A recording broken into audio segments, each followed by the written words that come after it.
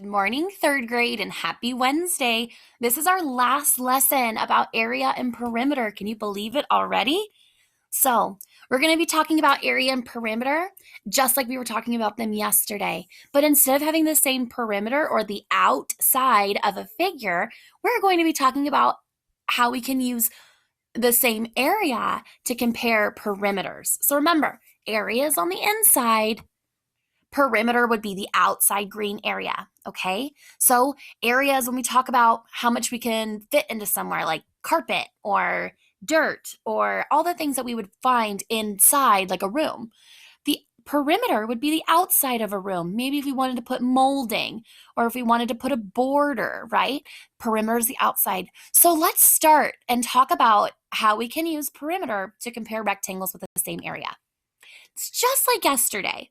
Okay, so yesterday we talked about the same perimeter. Today we're talking about same area, just different.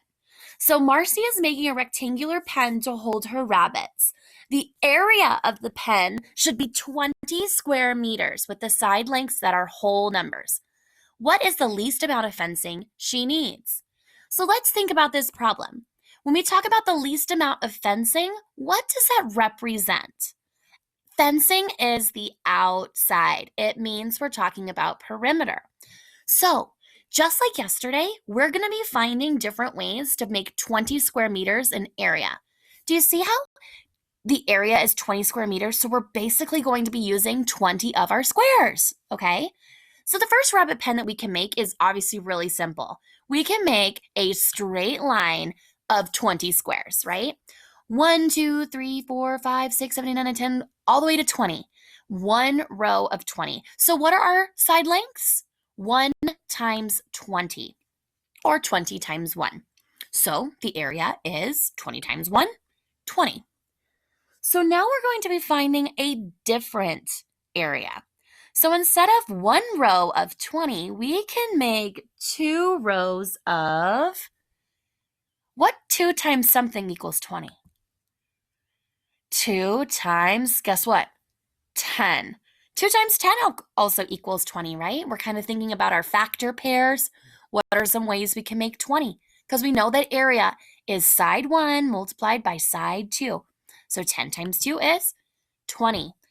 Can we make 20 by multiplying with 3 rows? No. So 3 times 6 is 18, and 3 times 7 is 21. So there's no 3 that we can use, but we can use 4 rows, right? 4 times what equals 20? Oh, can we do that? So this is what I'm talking about. This isn't a rectangle. We can't do that. We can't use 3 rows because we wouldn't be missing one, but we can use 4 rows. 4 rows of 5.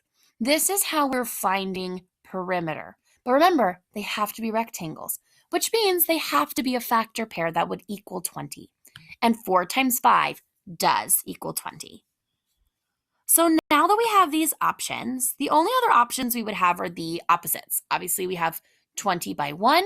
We could have 1 by 20. We could have 10 times 2, which is 10 times 2, or we could have 2 times 10. And then we have 5 times 4, which means we could have 4 times 5 also. But they would still get us the same side lengths in the same areas and the same perimeters, okay? So now we're going to be talking about the outside, okay? So if I have a pen that is 20 by 1, that means that I'm adding 20 twice, 20 and 20, and I'm adding 1 twice.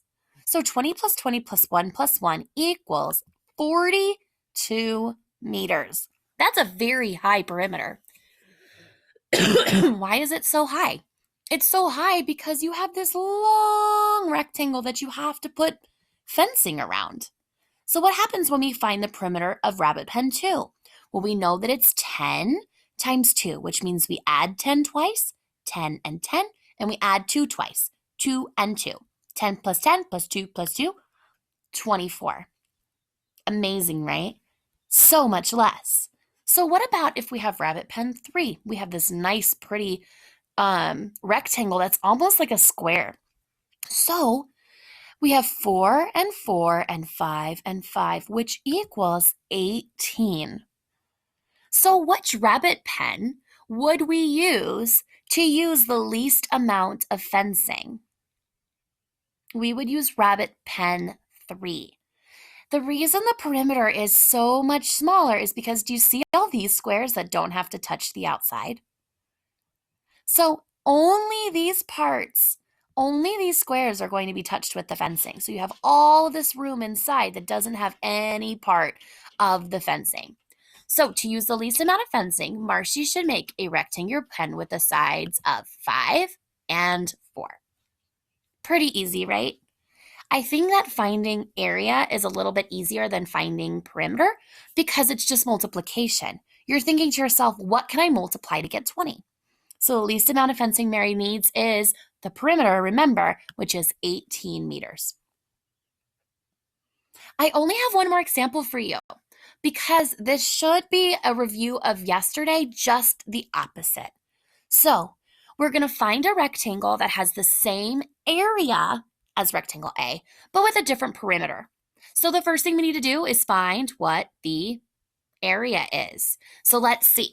We can count 1, 2, over here, 2 times 1, 2, 3, 4, 5, 6, 7, 8, 9, 10, 11, 12, 13, 14.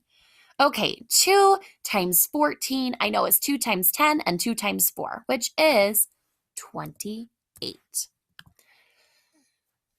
Excuse me. So if my rectangle has 28 square units, I need to find a different way to make 28.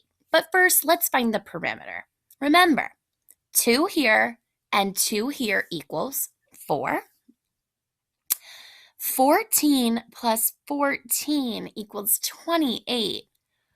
28 plus 4 is 32.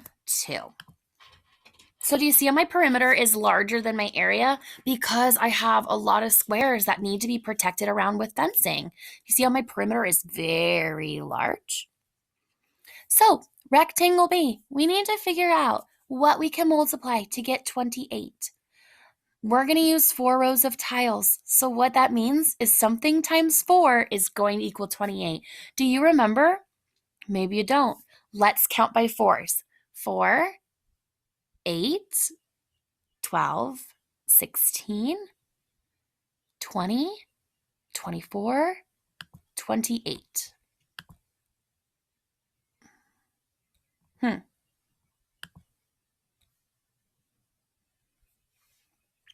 So there is 28 units here because I counted by 4s.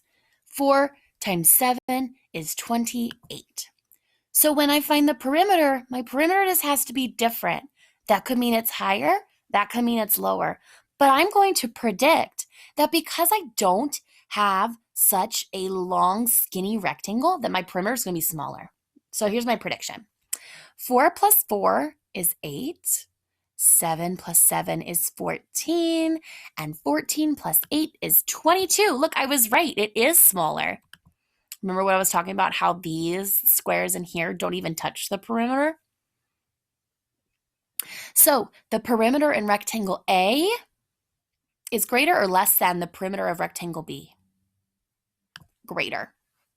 And what that means is that you would just need more supplies to cover this rectangle on the outside than you do here.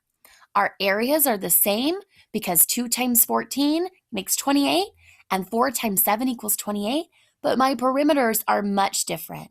And that's what you're going to be doing today on your personal math trainer. So remember, if you have any issues, just find the area, find the perimeters, and compare. That's our essential question of the day. So that's it, guys. This is your last lesson. Tomorrow you have our unit. Oh my goodness, we're in chapter 11 already. Tomorrow is going to be your chapter 11 test. So remember, use your strategies, draw it out, double check your work, and I'll talk to you guys later. Bye.